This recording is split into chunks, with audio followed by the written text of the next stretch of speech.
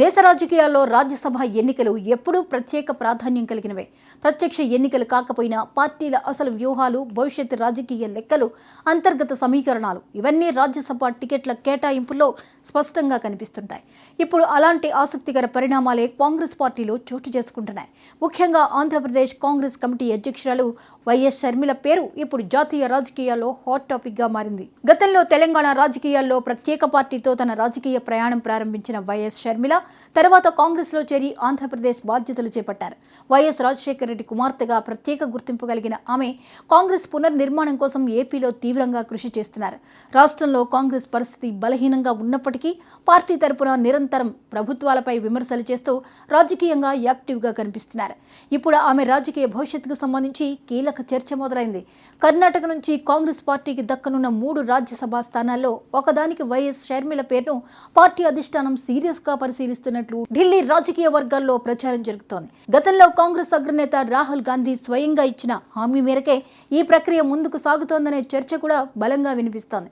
Congress party ప్రస్తుతం దక్షిణ భారత రాజకీయాల్లో తన బలాన్ని మరింత పెంచుకోవడానికి ప్రయత్నిస్తోంది.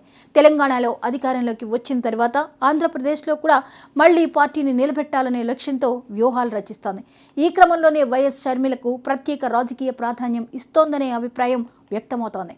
వైఎస్ కుటుంబానికి ఆంధ్రప్రదేశ్లో ఇప్పటికీ ఒక ప్రత్యేకమైన రాజకీయ ప్రభావం ఉంది. ముఖ్యంగా గ్రామీణ స్థాయిలో వైఎస్ రాజశేఖర రెడ్డి పట్ల ఉన్న అనుబంధం ఇప్పటికీ పూర్తిగా తగ్గలేదని కాంగ్రెస్ నాయకత్వం భావిస్తున్నట్లు రాజకీయ విశ్లేషకులు చెబుతున్నారు. అదే కారణంగా షర్మిలను కేవలం రాష్ట్ర నాయకురాలిగా కాకుండా జాతీయ స్థాయిలో కూడా ప్రొజెక్ట్ చేయాలనే ఆలోచనలో కాంగ్రెస్ ఉన్నట్లు సమాచారం. రాజ్యసభకు పంపడం ద్వారా ఆమెకు జాతీయ రాజకీయాల్లో మరింత స్థానం కల్పించాలని పార్టీ భావిస్తున్నట్లు తెలుస్తోంది. ముఖ్యంగా పార్లమెంటు వేదికగా కేంద్ర ప్రభుత్వంపై దూకుడుగా మాట్లాడగల నాయకురాలిగా ఆమెను తయారు చేయాలనే వ్యూహం కూడా కాంగ్రెస్లో ఉందని రాజకీయ వర్గాలు చర్చించుకుంటున్నాయి. ఇదే సమయంలో కర్ణాటక నుంచి కాంగ్రెస్కు లభించే 3 రాజ్యసభ స్థానాల కోసం భారీ పోటీ నెలకొంది. రాష్ట్రానికి చెందిన సీనియర్ నేతలు బీకే హరిప్రసాద్, రాజీవ్ గౌడ్ పేర్లు ముందు వరుసలో వినిపిస్తున్నాయి.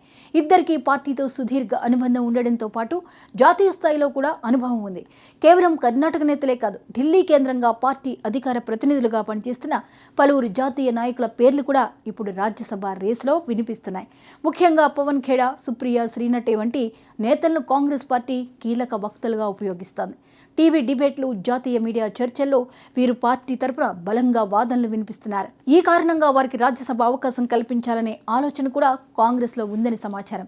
అయితే ఈ మొత్తం జాబితాలో ఇప్పుడు వైఎస్ షర్మిల పేరు చేరడం రాజకీయంగా మరింత ఆసక్తిని రేకెత్తిస్తోంది. రాష్ట్ర రాజకీయాల్లో పరిమిత బలం ఉన్నప్పటికీ వ్యక్తిగత గుర్తింపు, వైఎస్ కుటుంబ వారసత్వం, మహిళా నాయకత్వం వంటి అంశాలు ఆమెకు ప్లస్ అవుతున్నాయని విశ్లేషకులు చెబుతున్నారు. అంతేకాదు ఆంధ్రప్రదేశ్లో కాంగ్రెస్ పార్టీకి ప్రస్తుతం పెద్దగా ఎంపీలు, ఎమ్మెల్యేలు లేని పరిస్థితిలో రాజ్యసభ ద్వారా కనీసం ఒక జాతీయ వేదికను కల్పించాలనే ఉద్దేశం కూడా కాంగ్రెస్ అధిష్టానంలో ఉందనే చర్చ సాగుతోంది. ఈ నేపథ్యంలో కర్ణాటక కోటా నుంచి షర్మిలను ఎగువ సభకు పంపే అవకాశాలపై ఊహాగానాలు మరింత పెరిగాయి. అయితే ఈ నిర్ణయం అంత సులభం కాదని రాజకీయ వర్గాలు చెప్తున్నాయి. కర్ణాటక కాంగ్రెస్లోనే ఇప్పటికీ అనేక మంది సీనియర్ నేతలు రాజ్యసభ సీట్ల కోసం తీవ్రంగా ప్రయత్నిస్తున్నారని సమాచారం. స్థానిక నాయకత్వానికి ప్రాధాన్యం ఇవ్వాలా లేక జాతీయ వ్యూహాన్ని దృష్టిలో పెట్టుకుని నిర్ణయం తీసుకోవాలా అన్నదానిపై కాంగ్రెస్ అధిష్టానం లోతుగా ఆలోచిస్తున్నట్లు తెలుస్తోంది. ఒకవేళ వైఎస్ షర్మిలకు రాజ్యసభ అవకాశం ఇస్తే అది కేవలం వ్యక్తిగత రాజకీయ ఎదుగుదల మాత్రమే కాదు, ఆంధ్రప్రదేశ్లో కాంగ్రెస్ పార్టీకి కొత్త ఊపు తీసుకురావాలనే ప్రయత్నంగా కూడా చూడొచ్చు. ముఖ్యంగా వైఎస్ జగన్మోహన్ రెడ్డి ఆధిపత్యం ఉన్న ఆంధ్రప్రదేశ్ రాజకీయాల్లో అదే వైఎస్ కుటుంబానికి చెందిన మరో నాయకురాల్ని కాంగ్రెస్ జాతీయ స్థాయిలో ప్రొజెక్ట్ చేయడం వెనుక పెద్ద రాజకీయ లెక్కలు ఉన్నాయనే అభిప్రాయం వినిపిస్తోంది. ఇంకోవైపు కాంగ్రెస్ పార్టీ మహిళా నాయకత్వానికి మరింత ప్రాధాన్యం ఇస్తోందనే సంకేతాన్ని కూడా ఈ నిర్ణయం ఇవ్వొచ్చని రాజకీయ విశ్లేషకులు భావిస్తున్నారు. ఇప్పటికే మహిళా రిజర్వేషన్, మహిళా సాధికారత వంటి అంశాలను ప్రధాన ఎజెండాగా తీసుకుంటున్న కాంగ్రెస్ షర్మిలకు అవకాశం ఇవ్వడం ద్వారా రాజకీయంగా మరో సందేశం పంపే అవకాశం ఉంది. ప్రస్తుతం చూస్తే కాంగ్రెస్ పార్టీ రాజ్యసభ వ్యూహం కేవలం సీట్ల కేటాయింపుకే పరిమితం కాలేదని స్పష్టంగా కనిపిస్తోంది. భవిష్యత్ జాతీయ రాజకీయాలు, దక్షిణ భారత వ్యూహం, ప్రాంతీయ సమీకరణాలు, మహిళా నాయకత్వం అన్నింటినీ కలిపి చూసే ప్రయత్నం జరుగుతున్నట్టు తెలుస్తోంది.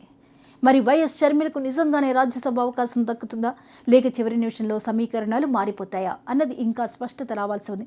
కానీ ఆమె పేరు ఇప్పుడు ఢిల్లీ రాజకీయాల్లో సీరియస్ చర్చకు రావడం మాత్రం కాంగ్రెస్ వ్యూహంలో మార్పుకు సంకేతంగా కనిపిస్తోంది.